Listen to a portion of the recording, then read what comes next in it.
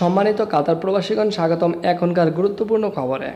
আর এখনকার খবরের মাধ্যমে আপনারা জানতে পারবেন একজন প্রবাসী যদি কাতারে 25 বছর ধরে থাকে, কাজ করে বা বসবাস করে, তাহলে সে কি কাতারের নাগরিকত্ব পাবে? এই সম্পর্কে অনেক প্রবাসী আমাদের কাছে প্রশ্ন করে থাকে, সেই সম্পর্কে এখন আমি বিস্তারিত আলোচনা করতে যাচ্ছি। তাই আপনি যদি একজন কাতার প্রবাসী হয়ে থাকেন, তাহলে আজকের এই অতীব গুরুত্বপূর্ণ ভিডিওটি সম্পূর্ণ দেখে বিস্তারিত তথ্যগুলো জেনে নেবেন। চলুন জেনে নেই বিস্তারিত। কাতারে দীর্ঘদিন ধরে বসবাসরত অনেক প্রবাসীর মনে প্রশ্ন, 25 বছর কাতারে থাকলে নাকি নাগরিকত্ব পাওয়া যায়?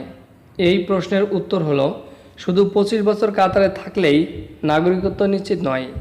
কাতারের জাতীয়তা আইনে নাগরিকত্বের জন্য বেশ কিছু শর্ত পূরণ করতে হয়।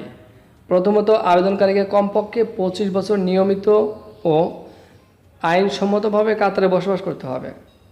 দ্বিতীয়ত, তার বৈধ আয়ের উৎস থাকতে হবে এবং তিনি আর্থিকভাবে স্বাবলম্বী হতে হবে।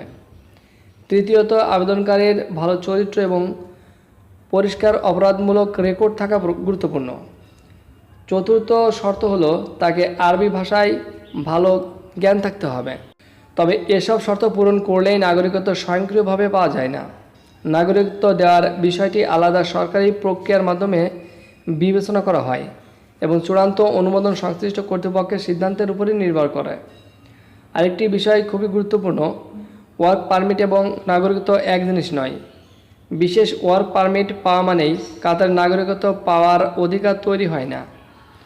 তাই প্রবাসীদের জন্য সহজ কথা হলো, 25 বছর বৈধভাবে কাতারে বসবাস নাগরিকত্বের একটি গুরুত্বপূর্ণ শর্ত হলেও আরও কয়েকটি যোগ্যতা পূরণ করতে হয়। সুতরাং কাতারে দীর্ঘদিন বসবাস করছেন এমন প্রবাসীরা অবশ্যই সর্বশেষ সরকারি নিয়ম যাচাই করে তারপর নাগরিকত্বের বিষয় নিয়ে সিদ্ধান্ত নেবেন। বন্ধুরা, এই ছিল আজকের মতো সংবাদ। পরবর্তী সংবাদটি পাওয়ার জন্য চ্যানেলটি সাবস্ক্রাইব করে বেল আইকনটি অন করে রাখবেন।